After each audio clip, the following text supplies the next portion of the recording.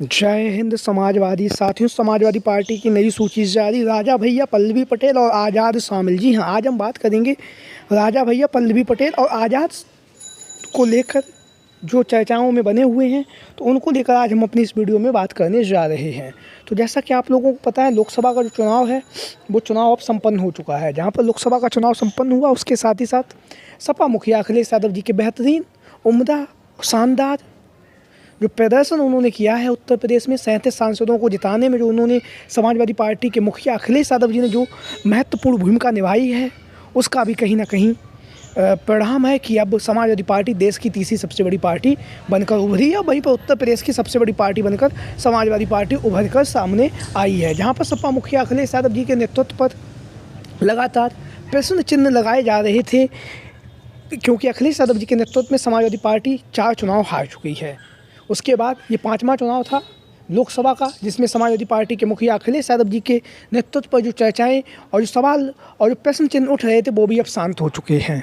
क्योंकि सपा मुखिया अखिलेश यादव जी के नेतृत्व में समाजवादी पार्टी ने श्रद्धेय नेताजी मुलायम सिंह यादव जी का रिकॉर्ड भी तोड़ दिया। जहाँ पर नेताजी के समय में 35 सांसद एक साथ सदन में दहाड़े थे, लेकिन अखिलेश यादव जी के समय में अब समाजवादी पार्टी के 37 सांसद एक साथ सदन में दहाड़ रहे हैं। और उसके साथ ही साथ अखिलेश यादव जी देश की जो राजनीति है उसमें कहीं ना कहीं बड़े नेता बनकर भी उभरे हैं। तो जहाँ पर समाजवादी पार्टी के मुखिया अखिलेश यादव जी बड़े नेता बने, बड़े नेता बनने के साथ साथ लगातार जो उनकी जनमानस के प्रति जो व्यवहार शैली है वो वैसे ही है। आम जनता से हमेशा मिलते रहते हैं, जनता के जो मुद्दे हैं उन मुद्दों को भी उठाते रहते हैं।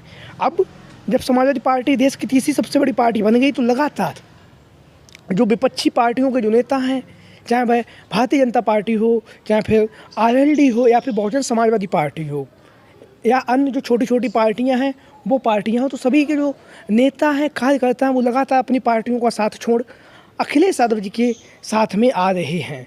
लगातार अखिलेश यादव जी ने जिस नेतृत्व पर और जिस क्षमता से उन्होंने इस बार के लोकसभा के चुनाव में भारतीय जनता पार्टी को रोका, उसको लेकर लगातार जनमानस है जो है वो अखिलेश यादव जी के प्रति बहुत ही ज़्यादा आस्थावान भी है। आस्थावान होने के साथ साथ लगातार जो विपक्षी पार्टियों के नेता हैं वो लगातार समाजवादी पार्टी में शामिल हो रहे हैं। और अखिलेश यादव जी का जो नारा था पीडीए का, उस नारे के साथ ही साथ अखिलेश यादव जी का जो पीडीए का परिवार था, वह परिवार अब बढ़ रहा है। और कहीं ना कहीं सपा मुखिया अखिलेश यादव जी सभी नेताओं को, सभी कार्यकर्ताओं को बहुत ही दिलदार तरीके से, बहुत ही मजबूती के साथ और खुले मन से समाजवादी पार्टी में शामिल कर रहे हैं, और सभी का स्वागत बंधन करते हुए समाजवादी पार्टी का जो परिवार है उस परिवार को बढ़ा भी रहे हैं। इसी बीच में 3 जो नाम हैं वो लगातार चर्चाओं का केंद्र बिंदु बने हुए हैं। एक हैं पल्लवी पटेल जी, दूसरे हैं राजा भैया, और तीसरे हैं चंद्रशेखर आज़ाद रावण जी।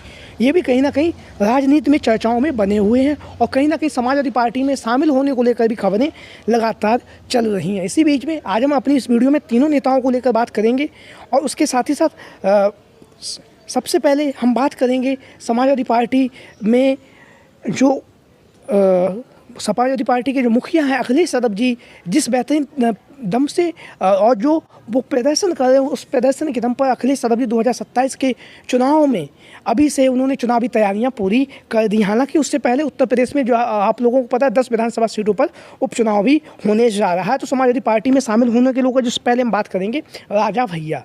राजा भैया जिन्हें आप लोग जानते हैं, इनका अपना एक दल है जिसके 2 विधायक हैं, जनसत्ता दल, उसके ये राष्ट्रीय अध्यक्ष राजा भैया, और कुंडा की जो विधानसभा सीट है वहाँ से स्वयं राजा भैया विधायक भी हैं। उससे पहले राजा भैया को आप लोगों को जानते ही होंगे, समाजवादी पार्टी से उनका गहरा रिश्ता भी रहा है। श्रद्धेय नेताजी मुलायम सिंह यादव जी के समय पे राजा भैया की जो सीट थी कुंडा की सीट पर, जो मुलायम सिंह यादव जी थे वहाँ से अपने प्रत्याशी को नहीं उतारते, तो राजा भैया को अपना समर्थन भी देते थे। कई बार नेताजी ने राजा भैया को समाजवादी पार्टी की सरकार में कैबिनेट मंत्री भी बनाया, और नेताजी के साथ उनके अच्छे संबंध भी रहे हैं। लेकिन अखिलेश यादव जी के बीच में जब अखिलेश यादव जी उस नेतृत्व में आए, तो कहीं ना कहीं राजा भैया और समाजवादी पार्टी के जो संबंध थे वो कहीं ना कहीं ख़राब हुए।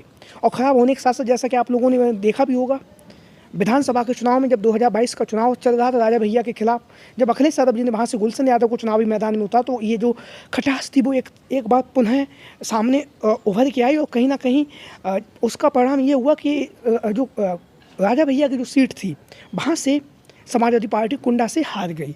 उसके बाद राजा भैया ने जो राज्यसभा का चुनाव हुआ, उस चुनाव में भी भारतीय जनता पार्टी को अपना समर्थन दिया और समर्थन देने के साथ ही साथ उनके जो प्रत्याशी थे उन्हें वोट भी दिया है। लेकिन बदलती हुई रणनीति के साथ, बदलती हुई परिस्थितियों के साथ 2024 में जब लोकसभा का चुनाव आया तो राजा भैया ने अपनी जो रणनीति थी उसे बदली और रणनीति बदलने के साथ उन्होंने समाजवादी पार्टी को अपना समर्थन दिया। उसका परिणाम भी है कि राजा भैया के जो प्रभावित क्षेत्र हैं, एक कौशाम्बी की जो लोकसभा सीट और एक दूसरी है प्रतापगढ़ की लोकसभा सीट, दोनों ही लोकसभा सीटों से समाजवादी पार्टी के जो प्रत्याशी थे वो जीत के पहुँचे। और उसके साथ ही साथ राबर्ट्सगंज की जो लोकसभा सीट थी वहाँ पर भी राजा भैया के समर्थन से समाजवादी पार्टी के जो प्रत्याशी थे वो वहाँ पर जीत कर सदन में पहुँचे और लोकसभा में लगातार जनता के मुद्दों को उठा भी रहे हैं। तो एक बार पुनः राजा भैया के जो विधानसभा उपचुनाव है उसमें भी समाजवादी पार्टी के समर्थन में आने की चर्चाएं चल रही हैं। वहीं पर बात करेंगे दूसरा नाम जो चंद्रशेखर आज़ाद रावण, जिन्हें आप लोग जानते ही हैं, इनकी अपनी एक पार्टी आज़ाद समाज पार्टी, उसके ये राष्ट्रीय अध्यक्ष है। 2014 में पार्टी बनाई और 2024 में अब यह वर्तमान समय में नगीना की जो लोकसभा सीट है वहाँ से नवनिर्वाचित सांसद बन चुके हैं और लगातार लोकसभा में जनता के जो मुद्दे हैं, जनता की जो समस्याएं हैं, उन समस्याओं को उठा रहे और लगातार धुआंधार तरीके से भारतीय जनता पार्टी को घेर भी रहे। चाहे आरक्षण का मुद्दा हो, चाहे बेरोजगारी का मुद्दा हो, चाहे महंगाई, भ्रष्टाचार जैसे जो महिलाओं पर जो अपराध हो रहे हैं, उन अपराध को लेकर लगातार चंद्रशेखर आज़ाद रावण जनता के मुद्दों को उठा रहे हैं। जनमानस की समस्याओं को उठाने के साथ साथ लगातार भारतीय जनता पार्टी के प्रति हमलावर भी हैं। वहीं पर हम बात करेंगे चंद्रशेखर आज़ाद रावण की समाजवादी पार्टी में शामिल होने की जो चर्चाएँ हैं वो भी लगातार चल रही है, क्योंकि आप लोगों को पता है 10 सीटों पर विधानसभा उपचुनाव होने जा रहा है। जहाँ पर 10 सीटों पर विधानसभा उपचुनाव होने जा रहा है तो वहीं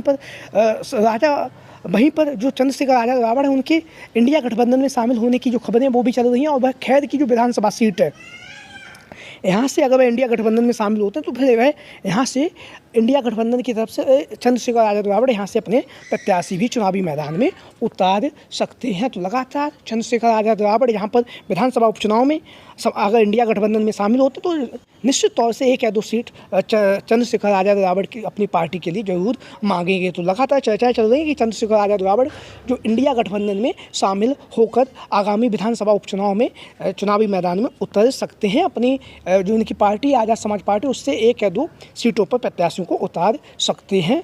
और जो सबसे ज़्यादा जो चर्चाओं में जो सीट है वो है अलीगढ़ की खैर की जो विधानसभा सीट है वो एक आरक्षित सीट है। तो इस ऐसी स्थिति में चंद्रशेखर आज़ाद रावण के इंडिया अलायंस में शामिल होने की चर्चाएं काफ़ी तेज़ी के साथ चल रही हैं। वहीं पर हम बात करेंगे समाजवादी पार्टी की महिला विधायक डॉक्टर पल्लवी पटेल जी। डॉक्टर पल्लवी पटेल जिन्हें आप लोग जानते ही हैं, 2022 के चुनाव में जिस तरह से उन्होंने उप मुख्यमंत्री केशव प्रसाद मौर्य को चुनावी मैदान में हराया, उसके बाद यह राजनीति में कहीं ना कहीं छा गई। लेकिन 2024 का चुनाव आते आते इन्होंने समाजवादी पार्टी के मुखिया अखिलेश यादव जी और अखिलेश यादव जी की जो पार्टी है उसका और इनकी जो पार्टी अपना दल कमेराबादी, उसका जो गठबंधन था उस गठबंधन को तोड़ लिया। गठबंधन टूटने के बाद जो पल्लवी पटेल जी हैं वह अपनी जो इन्होंने एक नया गठबंधन बनाया पीडीएम के नारे से असदुद्दीन ओवैसी के साथ मिलकर, उससे इन्होंने प्रत्याशी भी उतारे। सभी प्रत्याशियों की जमानत जब्त हो गई है और जमानत जब्त होने के साथ ही साथ कहीं ना कहीं इनका जो राजनीतिक जो अस्तित्व है वो भी अब खतरे में मंडरा रहा है। तो एक बार पुनः पल्लवी पटेल जी के समाजवादी पार्टी में शामिल होने की चर्चाएं काफ़ी तेज़ी के साथ चल रही हैं। तो आप लोगों की क्या राय है, ये इन संभावित जो नेता हैं ये समाजवादी पार्टी में शामिल होकर आगामी जो समय है उसमें जनता के मुद्दों को लेकर जिस तरह से अखिलेश यादव जी मुद्दे उठा रहे हैं, क्या इन लोगों को भी सपा में की तरह ही मुद्दे उठाने चाहिए और इंडिया गठबंधन में शामिल होना चाहिए? आपकी क्या राय है, कमेंट में बताएं।